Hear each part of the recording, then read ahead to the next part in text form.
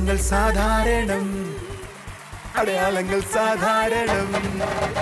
അത്ഭുതങ്ങൾ സാധാരണം, അടയാളങ്ങൾ സാധാരണം.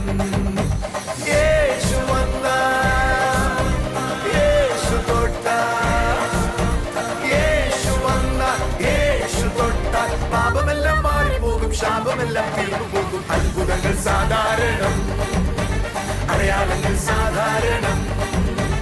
അത്ഭുതങ്ങൾ സാധാരണം, അടയാളങ്ങൾ സാധാരണം.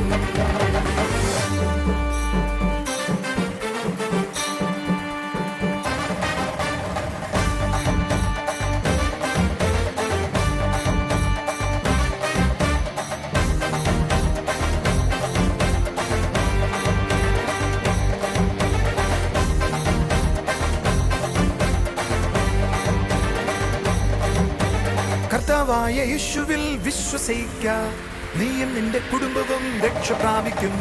കർത്താവായ യേശുവിൽ വിശ്വസിക്ക, നീയും നിന്റെ കുടുംബവും രക്ഷ പ്രാപിക്കും. ഇതാകുന്നു വാഗ്ദത്തം, അത് നിത്യജീവൻ തന്നെ.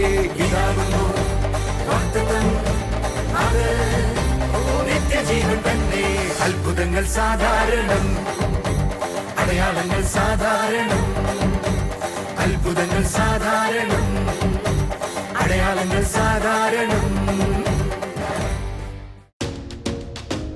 TV പ്രേക്ഷക സംഗമം പാലക്കാട് ഏപ്രിൽ 16 വ്യാഴാഴ്ച രാവിലെ 10:30 മുതൽ. സ്ഥലം Kodumbu panchayat community hall, Karingarappully, canal bus stop, Chittur road, Palakkad.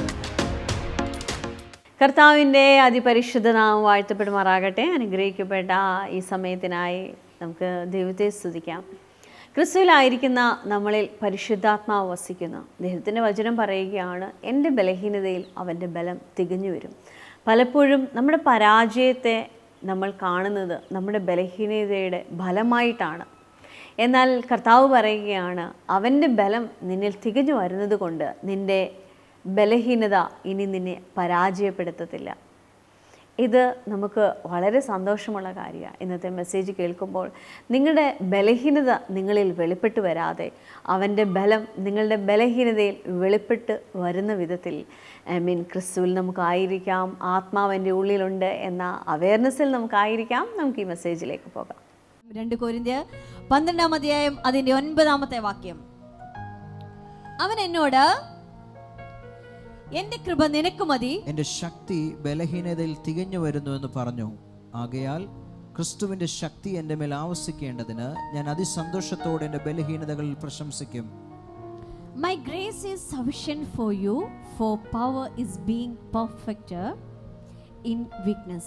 അവന്റെ ശക്തി പെർഫെക്റ്റ് ആണെന്ന് ഒന്ന് പറഞ്ഞേ. പെർഫെക്റ്റ് ആണ്. പെർഫെക്റ്റ് ആയൊരു ശക്തി എവിടെയാ പെർഫെക്റ്റ് കാണുന്നതെന്നറിയോ? എൻ്റെ വീക്ക്നെസ്സിൽ, എൻ്റെ ബലഹീനതയിൽ അവൻ്റെ പെർഫെക്ഷൻ എനിക്ക് കാണാനായി കഴിയും. അതായത് നിങ്ങളുടെ ബലഹീനതയിൽ അവൻ്റെ പെർഫെക്ഷൻ നിങ്ങൾക്ക് കാണാൻ കഴിയുമെന്ന് പറഞ്ഞാൽ, നിന്റെ ബലഹീനതയിൽ അവൻ്റെ പെർഫെക്ഷൻ ചലിക്കുമ്പോൾ നീ ആ ഭാഗത്ത് ഏറ്റവും പെർഫെക്റ്റ് ആയിരിക്കുമെന്ന്. എവിടെയാണോ നിനക്ക് കഴിവില്ല എന്ന് പറയുന്നത്, അവിടെ നീ ഏറെ പെർഫെക്റ്റ് ആയിരിക്കും. കാരണം അവന്റെ പെർഫെക്ഷൻ ആണ് നിന്നിൽ ചലിക്കുന്നത്. നമ്മൾ ചില കാര്യങ്ങൾ ചെയ്യുമ്പം നമ്മൾ വളരെ സങ്കടത്തോടെ ചെയ്യുകയോ, എനിക്കിത് ചെയ്യാൻ പറ്റത്തില്ല, അതുകൊണ്ട് നമ്മൾ എന്ത് ചെയ്യും? പ്രാർത്ഥിച്ചു പോകും.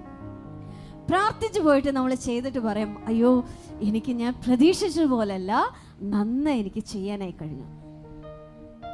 അനുമോള് എക്സാം എഴുതി കഴിഞ്ഞപ്പം അവൾക്കൊരു സബ്ജക്റ്റിൽ മാർക്ക് കുറയുമെന്നൊരു ടെൻഷൻ തോന്നി.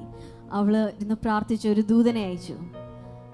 അതിന് നല്ല മാർക്കുണ്ടായി, 100-ൽ 1 മാർക്കേ കുറഞ്ഞുള്ളൂ.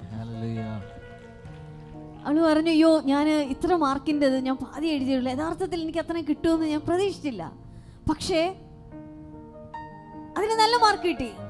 അത് കഴിഞ്ഞ് റിസൾട്ട് വന്നപ്പോൾ പറഞ്ഞു, അയ്യോ മറ്റേ സബ്ജക്റ്റിലും ഒരു ദൂതനെ അയച്ചാൽ മതിയായിരുന്നു, യഥാർത്ഥത്തിൽ അതിലും നല്ല മാർക്ക് കിട്ടിയേനെ.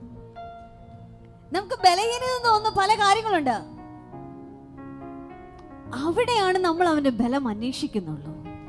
അവിടെ അവൻ നിന്നെ പെർഫെക്റ്റ് ആയി നിർത്തുക.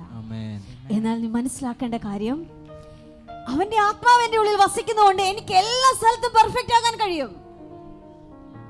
ഒരു സ്ഥലത്ത് പോലും പെർഫെക്ഷൻ ഇല്ലാതിരിക്കേണ്ട കാര്യമില്ല. കാരണം ആത്മാവിന്റെ മേൽ വസിക്കുന്നു. അതിനെല്ലാം നന്നായി ചെയ്യാനായി കഴിയും. അതിനെല്ലാം പെർഫെക്റ്റ് ആയി ചെയ്യാനായി കഴിയും. ഒന്ന് പറഞ്ഞേ, നിനക്കെല്ലാം പെർഫെക്റ്റ് ആയി ചെയ്യാനായി കഴിയും. പെർഫെക്റ്റ് ആയി ചെയ്യാൻ കഴിയും. ഇത് പറയുമ്പം ഏട്ടനൊരു എക്സാമ്പിൾ പറഞ്ഞു. പാസ്റ്റർ ക്രിസ് പറഞ്ഞതാണ്. അദ്ദേഹത്തിന്റെ ചെറുപ്പത്തിൽ അദ്ദേഹം പറയുമായിരുന്നു, ഞാൻ ഒരിക്കലും താഴോട്ട് പോകത്തില്ല. അപ്പൊ കൂട്ടുകാരി ചോദിച്ചു, എന്തുകൊണ്ടാണ് അങ്ങനെ പറയുന്നത്? എനിക്ക് നന്നായിട്ട് ഷൂ പോളിഷ് ചെയ്യാൻ അറിയാം. പെർഫെക്റ്റ് ആയിട്ട് ഞാൻ ഷൂ പോളിഷ് ചെയ്യും. അടുത്തത് പറഞ്ഞു, എനിക്ക് നന്നായിട്ട് വണ്ടി കഴുകാൻ അറിയാം. ഞാൻ അതും വളരെ മനോഹരമായി ചെയ്യും.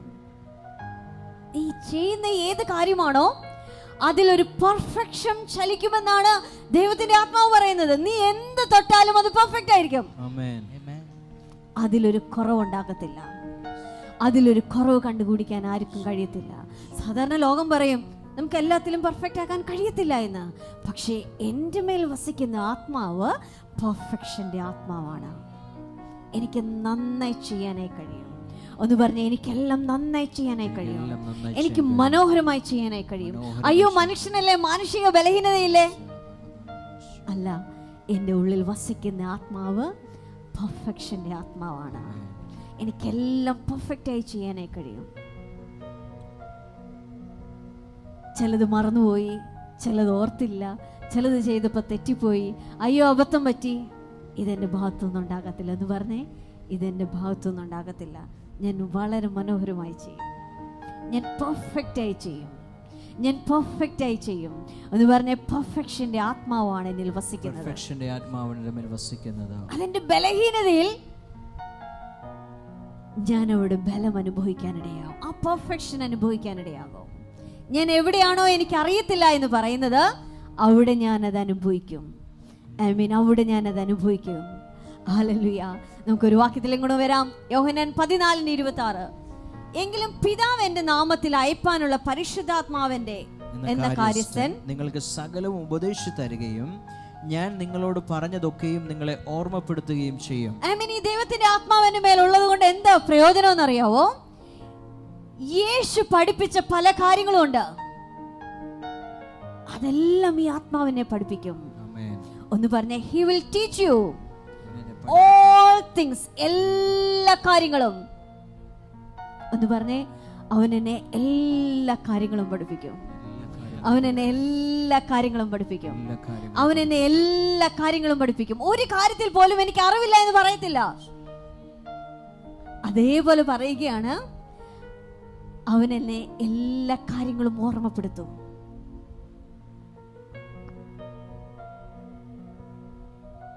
ദൈവത്തിന്റെ ആത്മാവ് എൻ്റെ മേൽ വന്നാൽ എനിക്കൊന്നും അറിയത്തില്ല എന്ന് പറയണ്ട.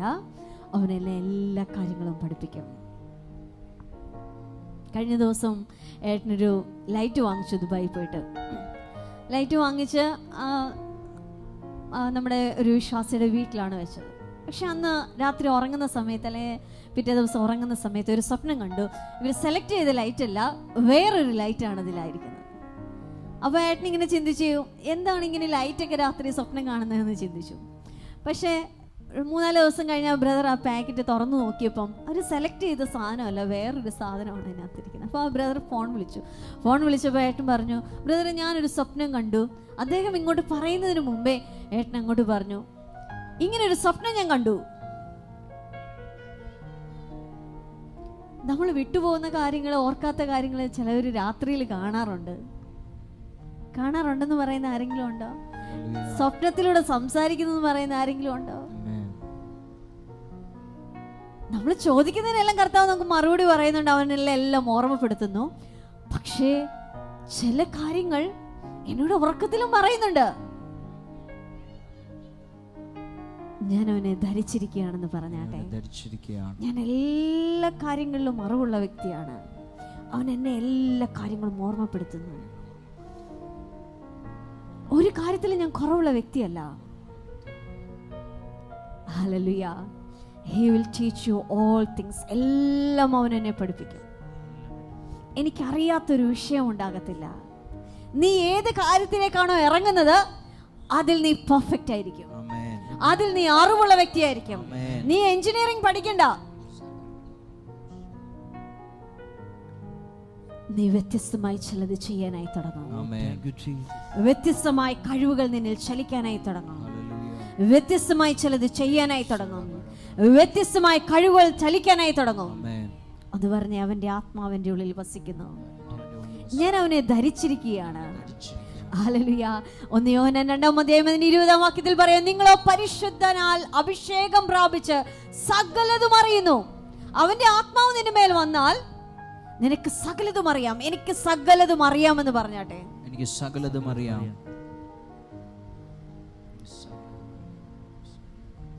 ദൈവാത്മാവിനാൽ നടത്തപ്പെടുന്ന ഒരു വ്യക്തിയെ നോക്കിയാൽ നമുക്ക് മനസ്സിലാകും. ചിലപ്പം ആ വ്യക്തി പോകുന്ന കാര്യങ്ങൾ, അല്ലെങ്കിൽ എവിടെയെങ്കിലും ഒരു ഓഫീസിൽ പോവുക, അല്ലെങ്കിൽ എവിടെയെങ്കിലും ഒരു സ്ഥലത്ത് പോവുക, അവർക്ക് മനസ്സിലാകും പോകുന്നതിന് മുമ്പേ ഇന്ന ഇന്ന കാര്യങ്ങളാണ് ഇന്ന് നടക്കാൻ പോകുന്നത്. പലപ്പോഴും നമുക്കൊക്കെ ഉണ്ടാവുന്ന അനുഭവങ്ങളാണ്. എന്താണ് സംഭവിക്കാൻ പോകുന്നത്, അല്ല നീ എന്താണ് ചെയ്യാൻ പോകുന്ന ആ കാര്യത്തിന്മേൽ കർത്താവ് നിന്നോട് സംസാരിക്കും. എന്ന് പറഞ്ഞ അവന്റെ ആത്മാവിന്റെ മേൽ വസിക്കുന്നത് കൊണ്ട് എനിക്ക് സകലതും അറിയാമെന്ന് പറഞ്ഞു.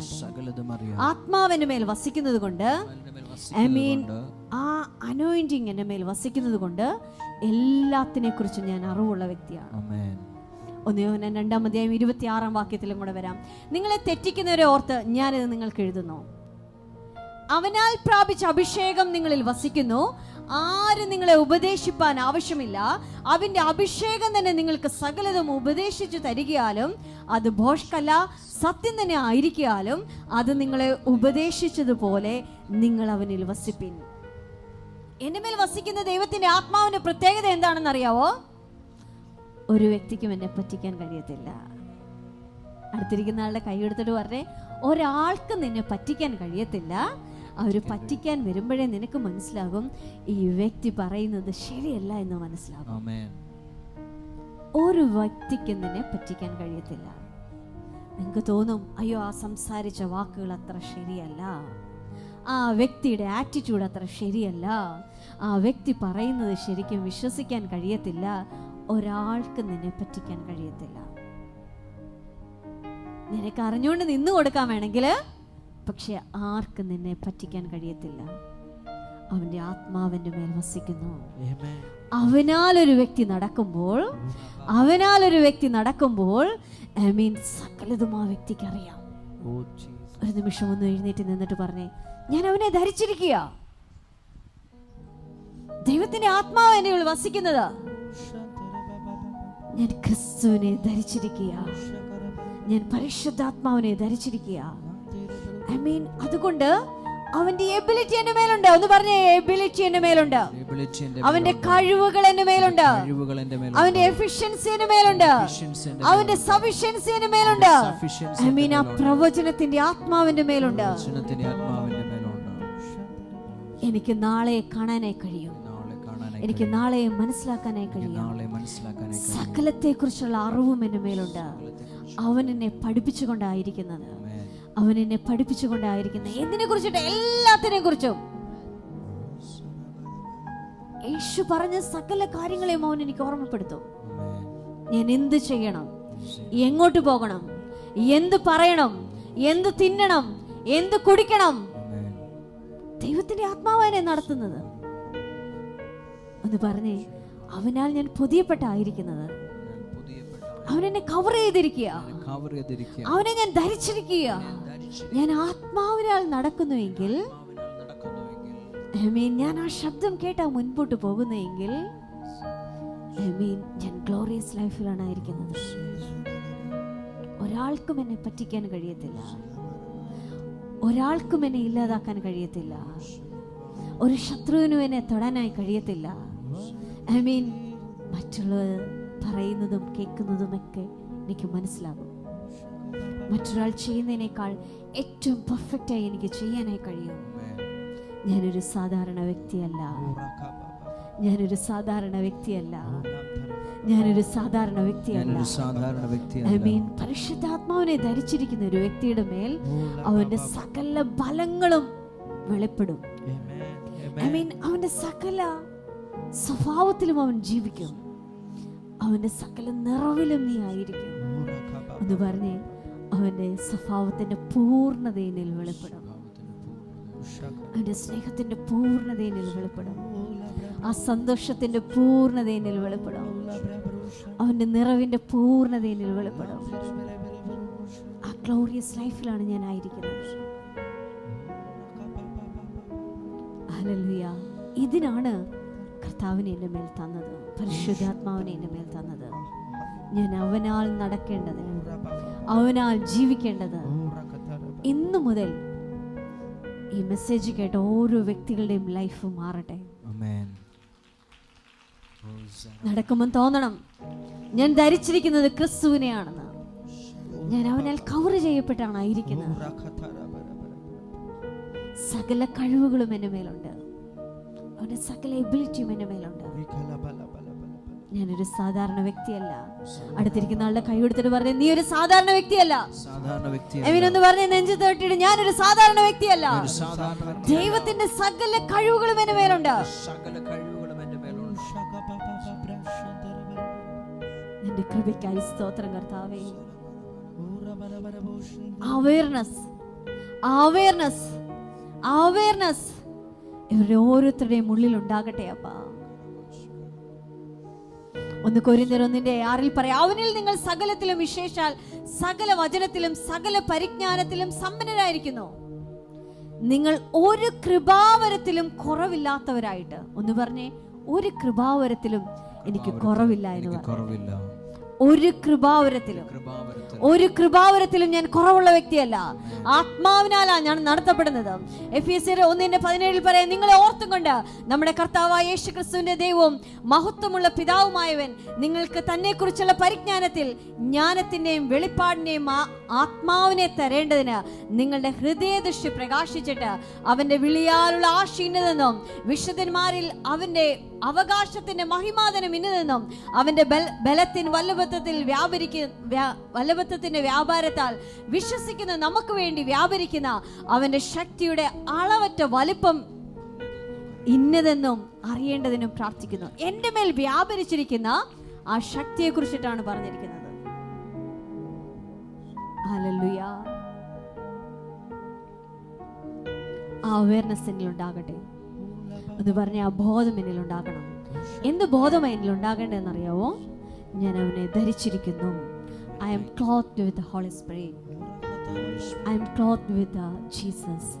ഞാൻ അവനെ ധരിച്ചിരിക്കുന്നു, ഞാൻ യേശുവിനെ ധരിച്ചിരിക്കുന്നു. ആത്മാവിന്റെ മേൽ വന്നപ്പോൾ എന്താ ഉണ്ടായെന്നറിയോ? അവന്റെ കഴിവിന്റെ മേലുണ്ടായി. ഇനി നിങ്ങൾ ആരും കഴിവില്ലാത്ത വ്യക്തിയല്ല. ഒന്ന് പറഞ്ഞേ, എനിക്കെല്ലാം ചെയ്യാനായി കഴിയും, എനിക്കെല്ലാത്തിനെ കുറിച്ചും അറിവുണ്ട്. എനിക്കെല്ലാത്തിനെ കുറിച്ചും അറിവുണ്ട്. അവന്റെ കഴിവിനിൽ വസിക്കുന്നു, അവന്റെ എബിലിറ്റി എന്നിൽ വസിക്കുന്നു, ആ സഫിഷ്യൻസി എന്നിൽ വസിക്കുന്നു, ആ എഫിഷ്യൻസി എന്നിൽ വസിക്കുന്നു. ഞാനൊരു സാധാരണ വ്യക്തിയല്ല.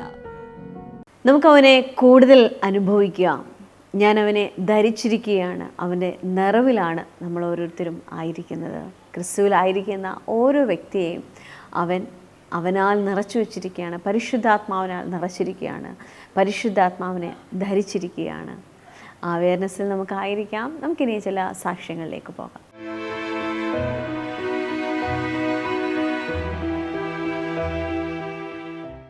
കരമന എന്ന സ്ഥലത്ത് നിന്നാണ് വരുന്നത്. സിസ്റ്ററിൻ്റെ യൂട്രസിൽ 2 വലിയ മുഴകൾ ഉണ്ടായിരുന്നു. ആദ്യം DNC ചെയ്തു. SAT ഹോസ്പിറ്റലിലാണ് DNC ചെയ്തത്. അപ്പോൾ ക്യാൻസർ ആണെന്ന് കണ്ടെത്തി. തുടർന്ന് അവർ RCCയിലേക്ക് റെഫർ ചെയ്തു. RCCയിൽ ഇത് ക്യാൻസറിൻ്റെ ഫസ്റ്റ് സ്റ്റേജ് ആണെന്ന് പറഞ്ഞു. യൂട്രസും ഓവറീസും റിമൂവ് ചെയ്യണമെന്ന് പറഞ്ഞു. ഓപ്പറേഷൻ ചെയ്തു. എന്നാൽ അതിന് മുന്നേ ഇവിടെ വന്ന ബ്രദറിനെ കണ്ട് പ്രാർത്ഥിച്ചിരുന്നു. ഈ മകൻ്റെ വിശ്വാസമാണ് അമ്മയെ കൊണ്ടുവന്നത്. സർജറിക്കെല്ലാം ഒരു പെൺകുട്ടിയെ പോലെ ഈ മകനാണ് അമ്മയെ നിന്ന് ഹോസ്പിറ്റലിൽ ശുശ്രൂഷിച്ചത്. അതൊരു വലിയ കാര്യമാണ്. ഒന്ന് കൈയടിച്ച് കർത്താവിനെ സ്തുതിച്ച് ആമേൻ. എന്നാൽ സർജറിക്ക് ശേഷം ടെസ്റ്റ് റിസൾട്ടുകൾ വന്നു. ഡോക്ടേഴ്സ് പറയുന്നത് ക്യാൻസറിന് ഇനി ചികിത്സിക്കേണ്ട, വല്ലപ്പോഴും ചെക്കപ്പുകൾ മാത്രം ചെയ്താൽ മതി, റേഡിയേഷനും ഇല്ല, റേഡിയേഷനും ഇല്ല, കീമോയും ചെയ്യണ്ട എന്നാണ് പറഞ്ഞത്. അതെനിക്ക് കാരണം ഇതുവരെ മനസ്സിലായില്ല. അപ്പോൾ ഡോക്ടർമാർ ഈ ഓപ്പറേഷൻ ചെയ്തതിനു ശേഷം പരിശോധിച്ചപ്പോൾ ക്യാൻസർ ഇല്ല. അമ്മ പറ. ഇല്ല, ഓപ്പറേഷൻ ചെയ്യുന്നത് ക്യാൻസർ ഉണ്ടായിട്ടല്ലേ ചെയ്തത്? ഉണ്ടായിട്ടാണ് ചെയ്തത്. യൂട്രസിനകത്ത് ക്യാൻസർ എന്ന് കണ്ടുപിടിച്ചിട്ടാണ് RCC പോയത്. RCCയിൽ അത് കൺഫേംഡ് ആയിട്ടാണ് ചെയ്തത്. പക്ഷെ ഓപ്പറേഷൻ ചെയ്തതിന് ശേഷം ഡോക്ടർമാർ പറയുന്നത് റേഡിയേഷനും വേണ്ട, ഹീമോയും വേണ്ട, മരുന്നും കഴിക്കണില്ല.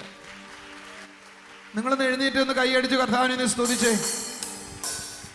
അതെനിക്ക് ഇതുവരെ തലയ്ക്ക് മനസ്സിലായില്ല. ക്യാൻസറിനാണ് ഓപ്പറേഷൻ ചെയ്തത്. ഓപ്പറേഷൻ ചെയ്തിട്ട് ക്യാൻസർ എനിക്ക് കീമോയും വേണ്ട, റേഡിയേഷനും വേണ്ട. എനിക്ക് തോന്നുന്നു സാധാരണ പിള്ളേരെക്കാൾ കൂടുതൽ ഇവൻ്റെ അമ്മയെക്കുറിച്ച് എന്നോട് ഒന്ന് പറഞ്ഞിട്ടുണ്ട്. കർത്താവ് അമ്മയെ സൗഖ്യമാക്കിയതിന് നന്ദി പറഞ്ഞ് കൈയടിച്ച് കർത്താവിനെ സ്തുതിച്ചേ. കർത്താവ് ഈ വീടിന് കൊടുത്ത അത്ഭുതത്തിന് നന്ദി. RCCയിൽ നിന്ന് ചികിത്സ വേണ്ട എന്ന് പറഞ്ഞു വിട്ടിരിക്കുവോ? ഒന്നും കൂടെ ചുണയായിട്ട് കൈയടിക്കണം കേട്ടോ. ബ്രദർ, ഈ അങ്കിളിന്റെ പേര് സോമൻ എന്നാണ്. മലയത്ത് നിന്നാണ് അങ്കിൾ വരുന്നത്. ഞങ്ങൾ മലയത്തിൽ നിന്നാണ് വരുന്നത്. കഴിഞ്ഞ 30 വർഷത്തോളമായിട്ട് ഈ അങ്കിളിന്റെ വസ്തുവിന്റെ പേരിൽ ഒരു കേസ് നടക്കുന്നുണ്ടായിരുന്നു. അത് കഴിഞ്ഞ 4 ആഴ്ച മുൻപ് ബ്രദറിന്റെ അടുത്ത് വന്ന് പ്രാർത്ഥിച്ചു. അങ്കിള് പറയുന്നത് കേസ് അനുകൂലമാവുകയും ആ പ്രമാണം തിരികെ ലഭിച്ചു എന്നാണ് സാക്ഷ്യപ്പെടുത്തുന്നത്. കഴിഞ്ഞ ആഴ്ച പ്രമാണം എന്നെ വക്കീൽ വെള്ളിയാഴ്ച വിളിച്ചിട്ട് പറഞ്ഞു, കോടതി എടുത്ത് തരാം, പ്രമാണം എടുത്ത് തരാം, വന്നാൽ മതി എന്ന് പറഞ്ഞു. അപ്പോൾ വെള്ളിയാഴ്ച 30 കൊല്ലമായ കേസ്, 94 കേസായിരുന്നു. 94. എഴുന്നേറ്റ് എന്നൊരു കയ്യടി കൊടുത്തേ ഒക്കത്തുള്ളൂ. നിങ്ങൾ ഓർമ്മിക്കുന്നുണ്ടോ? കഴിഞ്ഞ 4 ആഴ്ചകൾക്ക് മുമ്പ് ഞാൻ ചിലരോട് വസ്തു സംബന്ധമായ പ്രശ്നങ്ങൾ തീരുവാന്ന് പറഞ്ഞു. ദൂതാരെങ്കിലും ഓർമ്മിക്കുന്നു? ഓ, നേരത്തെ വിളിച്ചൊരു ദൈവത്തിന് ആമീൻ പറഞ്ഞേ. 30 കൊല്ലമായ കേസ് വിധിയായി. നേരത്തെ വിളിച്ചേ. അടുത്തിരിക്കുന്നവരോട് പറ, യേശു നിനക്കും വേണ്ടി ചെയ്യും. ബ്രദർ, ഈ അമ്മയുടെ പേര് സത്യഭാമ. ആനേറ എന്ന് പറയുന്ന സ്ഥലത്തു നിന്നാണ് അമ്മ വരുന്നത്. ആനയുള്ള അറയാണ്. ഓക്കെ, പറഞ്ഞേട്ടെ. കർത്താവ് നൽകിയ ഒത്തിരി സാക്ഷ്യങ്ങളുമായിട്ടാണ് അമ്മ നമ്മുടെ മുൻപിലായിരിക്കുന്നത്. കഴിഞ്ഞ 2 വർഷത്തോളമായിട്ട് അമ്മയ്ക്ക് നടുവേദനയായിരുന്നു. നടുവേദന കാരണം ഒത്തിരി സമയം നിൽക്കാൻ പറ്റത്തില്ല, കുനിയാൻ പറ്റത്തില്ല, ഒത്തിരി വിഷമത്തിലായിരുന്നു. എന്നാൽ അമ്മ പറയുന്നത് 2 ആഴ്ച മുൻപ് വന്ന് പ്രാർത്ഥിച്ചു, കർത്താവ് പൂർണ്ണമായൊരു സൗഖ്യം നൽകിയെന്നാണ് സാക്ഷ്യപ്പെടുന്നത്. അതിനോടൊപ്പം തന്നെ കിഡ്നി സ്റ്റോൺ ഉണ്ടായിരുന്നു. 4 വർഷത്തോളമായി മെഡിസിൻ എടുത്തിട്ടും യാതൊരു മാറ്റവും ഉണ്ടായില്ല. അതും കർത്താവ് പൂർണ്ണ സൗഖ്യം നൽകി. കിഡ്നി സ്റ്റോൺ പോയോ? പോയായിരുന്നു. ഒന്ന് കൈയടിച്ച് കർത്താവിനെ സ്തുതിച്ചേ. ആമേൻ. അതുപോലെ അമ്മയ്ക്ക് ഷോൾഡർ പെയിൻ ഉണ്ടായിരുന്നു. കൈ ഉയർത്താനും കഴുത്ത് തിരിക്കാനും ഒക്കെ ബുദ്ധിമുട്ടായിരുന്നു. കർത്താവ് അത് സൗഖ്യം നൽകി. അതിനോടൊപ്പം തന്നെ തിമിരത്തിന്റെ പ്രയാസം ഉണ്ടായിരുന്നു. കണ്ണിന് കാഴ്ചക്കുറവുണ്ടായിരുന്നു. അമ്മ പറയുന്നത് ഇപ്പോൾ ആ പ്രയാസം മാറിപ്പോയി എന്നാണ് സാക്ഷ്യപ്പെടുത്തുന്നത്. തിമിരം പോയോ? പോയായിരുന്നു. തീർച്ചയായിട്ടും. ഏത് കണ്ണിനായിരുന്നു തിമിരം ഉണ്ടായിരുന്നു? വലത്തെ കണ്ണിന് തിമിരം ഉണ്ടായിരുന്നു. തിമിരം മാറി എന്നാ പറയുന്നത്. കൈ അടിച്ചോടെ ആമേൻ പറയാം സന്തോഷത്തോടെ.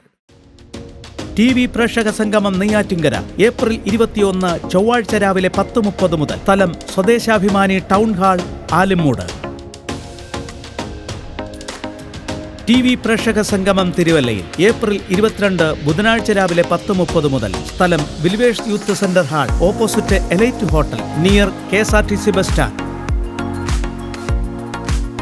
TV പ്രേക്ഷക സംഗമം തൃശൂർ ഏപ്രിൽ 23 വ്യാഴാഴ്ച രാവിലെ 10:30 മുതൽ. സ്ഥലം ജോണക്കര മെമ്മോറിയൽ ഹാൾ, ഒല്ലൂർ. കർത്താവിൻ്റെ അനുഭവങ്ങളെ എത്ര വർണ്ണിച്ചാൽ മതിയാവും, ആ അനുഭവങ്ങളിൽ എത്ര സന്തോഷിച്ചാൽ മതിയാവും. ക്രിസ്തുവിലായിരിക്കുന്ന ഓരോ വ്യക്തികളും ഒരിക്കലും മങ്ങിപ്പോകുന്ന വ്യക്തികളല്ല, അവനിൽ പ്രകാശിക്കുന്നവരാണ്.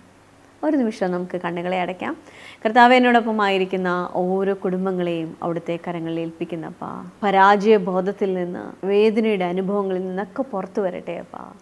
തൻ്റെ ബലഹീനതയാ തൻ്റെ പരാജയം എന്ന് ചിന്തിക്കുന്നിടത്ത് അവിടെ ക്രിസ്തുവിൻ്റെ ബലം വെളിപ്പെടുന്നത് കാണട്ടെ അപ്പാ. നിൻ്റെ കൃപയ്ക്കായി നന്ദി പറയുന്നു യേശുവേ. നിൻ്റെ കൃപയ്ക്കായി നന്ദി പറയുന്നപ്പാ. നിൻ്റെ കൃപയ്ക്കായി നന്ദി പറയുന്നു കർത്താവ്. എനിക്കൊരു വ്യക്തിയെ കാണാം. ആ വ്യക്തിയുടെ ഹിപ്പ് ഡിസ്ലൊക്കേറ്റഡ് ആയിട്ട് ഒരു കാല് വളരെ പ്രയാസമാണ്. കാലെന്ന് പറയുമ്പോൾ കാലിൻ്റെ മസിൽസും ഞരമ്പ് വലിയുന്ന പോലത്തെ വേദനയും നടക്കാൻ കഴിയാത്ത ബുദ്ധിമുട്ടും എപ്പോഴും സ്വാധീനമില്ലാതെ തോന്നുന്ന പോലത്തെ അവസ്ഥയും കർത്താവേശുവിൻ്റെ നാമത്തിൽ ആ കാലുകൾ സൗഖ്യമാകട്ടെ അപ്പാ. ബലമെടുത്തൊന്നും ചെയ്യാൻ കഴിയാത്ത വിധത്തിൽ ആ കാലായിരിക്കുന്നത്. കർത്താവിൻ്റെ അത്ഭുത കരം ചലിക്കട്ടെ അപ്പാ. കർത്താവിൻ്റെ അത്ഭുത കരം ചലിക്കട്ടെ അപ്പാ. അവിടുത്തെ അത്ഭുത കരം ചലിക്കട്ടെ അപ്പാ. നന്ദി പറയുന്ന യേശുവേ, നന്ദി പറയുന്ന യേശുവേ, നന്ദി പറയുന്ന കർത്താവേ. ഈ കുടുംബങ്ങളിൽ ദൈവത്തിൻ്റെ ശ്രേഷ്ഠത വെളിപ്പെടട്ടെ അപ്പാ. ഓരോ വ്യക്തികളും കർത്താവിൻ്റെ സ്നേഹത്തിൽ, കർത്താവിൻ്റെ കൃപയിൽ, കർത്താവിൻ്റെ നിറവിലാകട്ടെ അപ്പാ.